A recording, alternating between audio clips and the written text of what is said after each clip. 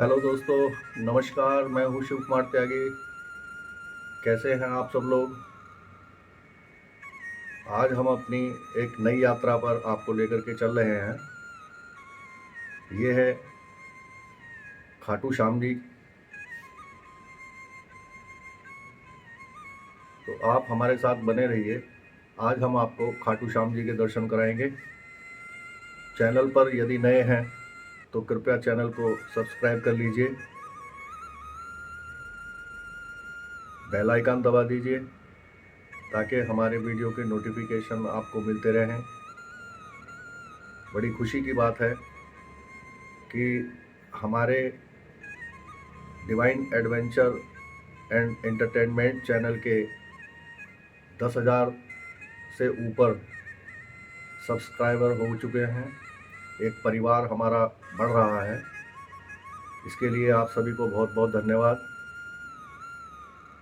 चलिए हमारे साथ बने रहिए और कीजिए दर्शन खाटू श्याम जी के। हिंदू धर्म के अनुसार खाटू श्याम जी ने द्वापर युग में श्री कृष्ण से वरदान प्राप्त किया था कि वे कलयुग में उनके नाम श्याम से पूजे जाएंगे। बरबरीक जी का शीश खाटू नगर वर्तमान राजस्थान राज्य के सीकर जिला में दफनाया गया, इसलिए उन्हें खाटू श्याम बाबा कहा जाता है। कथा के अनुसार एक गाय उस पर आकर रोज अपने स्तनों से दुग्ध की धारा स्वतः ही बहा रही थी। बाद में खुदाई के बाद वह शीश प्रकट हुआ, जिसे कुछ दिनों के लिए एक ब्राह्मण को सुपुर्द कर दिया गया। एक ब्राह्मण खाटू नगर के राजा को स्वप्न में मंदिर निर्माण के लिए और वह शीश मंदिर में सुशोभित करने के लिए प्रेरित किया गया।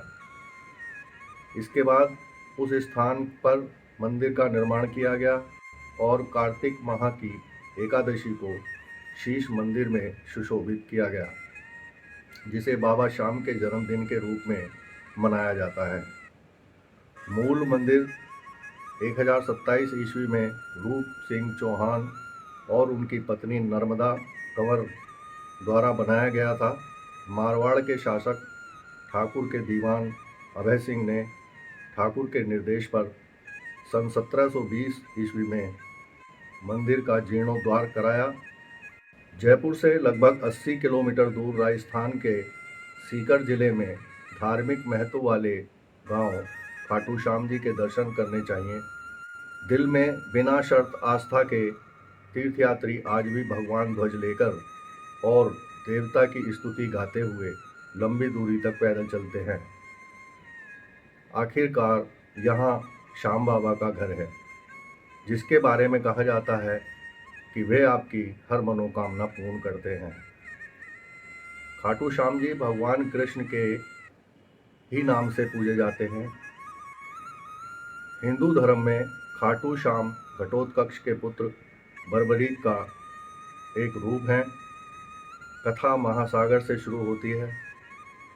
बरबरीक उर्फ खाटू श्याम जी या श्याम बाबा पांडव भाइयों में से दूसरे बहादुर राजकुमार भीम के पोते थे।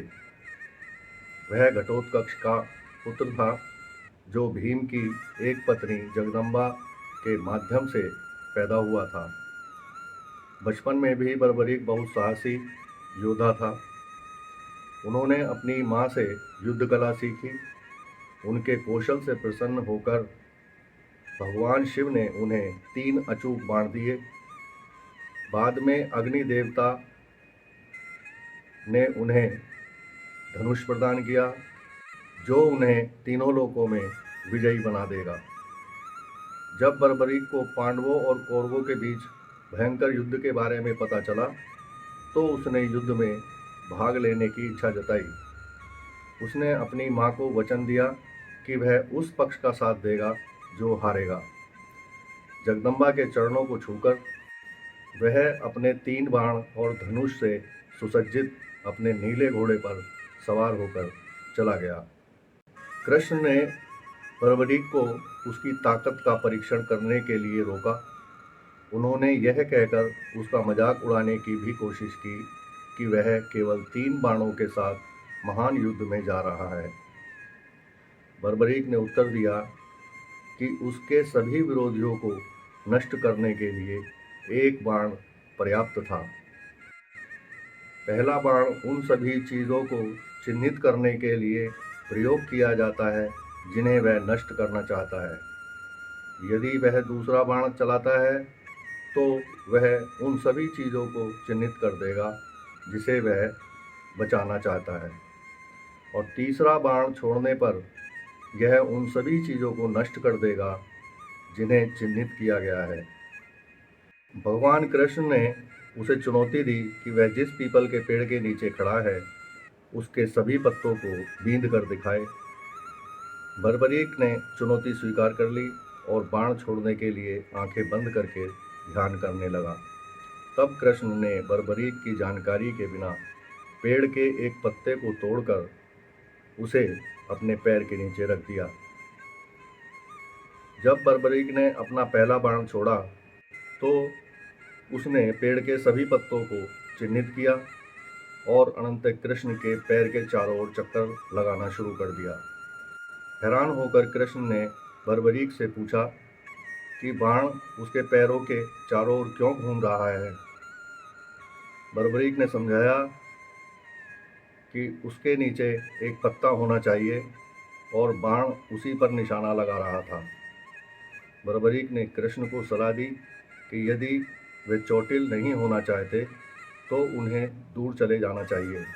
कृष्ण ने तुरंत अपना पैर उठाया और आश्चर्यचकित होकर पाया कि पहले बाण ने उस पत्ते को भी चिन्हित किया था जिसे उन्होंने छुपाया था। बेशक जब तीसरा बाण अनंत छोड़ा गया तो उसने सभी पत्तों को इकट्ठा कर लिया जिसमें कृष्ण के पैर के नीचे छिपा हुआ पत्ता भी शामिल था और उन सभी को एक साथ बांध दिया। कृष्ण ने निष्कर्ष निकाला कि बाण अचूक और धन्य थे। उन्होंने लड़के से पूछा कि वह युद्ध में किसका पक्ष लेगा। बर्बरीक ने बताया कि वह उस पक्ष के लिए लड़ेगा जो कमज़ोर होगा। तब भगवान कृष्ण को पता चल गया था कि कौरवों की हार निश्चित है। तब कृष्ण ने युवक से दान मांगा और बर्बरीक ने उसे जो भी चाहिए देने का वादा किया। भगवान कृष्ण ने तुरंत उससे अपना शीश देने के लिए कहा। बर्बरीक हैरान रह गया। उसने ब्राह्मण से अपनी असली पहचान बताने के लिए कहा। भगवान कृष्ण ने तब बर्बरीक को अपने दिव्य रूप के दर्शन कराए। उन्होंने बर्बरीक को समझाया कि युद्ध से पहले सबसे बहादुर क्षत्रिय के सिर की बलि देनी होगी, और वह बर्बरीक को क्षत्रिय योद्धाओं में सबसे बहादुर मानते थे और इसीलिए उन्होंने उसका सर दान में मांगा था। भगवान की आज्ञा का पालन करते हुए बर्बरीक ने कृष्ण को अपना सिर अर्पित कर दिया, लेकिन उसने कृष्ण से यह वरदान भी प्राप्त किया कि कलयुग में उसे कृष्ण के अनेक नामों में से एक श्याम नाम से जाना जाएगा।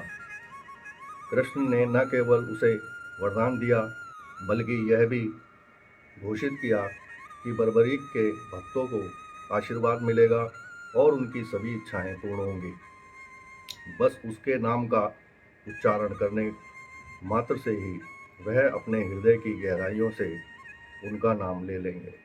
कृष्ण ने न केवल उसे वरदान दिया बल्कि यह भी घोषित किया कि बर्बरीक के भक्तों को आशीर्वाद मिलेगा और उनकी सभी इच्छाएं पूरी होंगी। बर्बरीक का बलिदान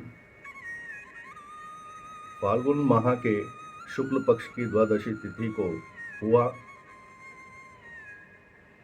बर्बरीक ने अनुरोध किया कि यद्यपि वह अपना सिर रख रहा है, फिर भी वह युद्ध को अंत तक देखना चाहता है, और उसकी इच्छा पूरी हो गई। युद्ध के मैदान के ऊपर एक पहाड़ी के ऊपर उसका सर रखा गया। जब युद्ध समाप्त हो गया तो विजयी पांडव भाइयों ने आपस में बहस की कि जीत के लिए कौन जिम्मेदार है। इस पर भगवान कृष्ण ने सुझाव दिया कि बर्बरीक के सिर ने पूरी लड़ाई देखी है और उसे निर्णय लेने की अनुमति दी जानी चाहिए।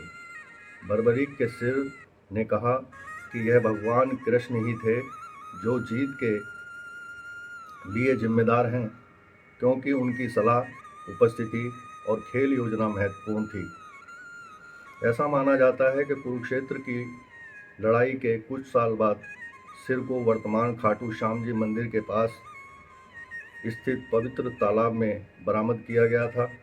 इस तालाब में डुबकी लगाने से व्यक्ति सभी बीमारियों से ठीक हो जाता है और अच्छा स्वास्थ्य प्राप्त करता है। इसलिए फागुन के महीने में आयोजित मेले के दौरान तीर्थयात्री विभिन्न स्थानों से तालाब पर आते हैं और अपने सांसारिक पापों को धोने के लिए डुबकी लगाते हैं। खाटू श्याम जी पर वीडियो में दी गई जानकारी आपको कैसी लगी, हमें अवश्य बताइएगा।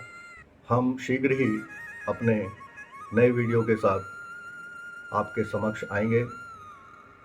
तब तक बोलिए जय खाटू श्याम जी, जय कृष्ण, राधे राधे, हर हर महादेव।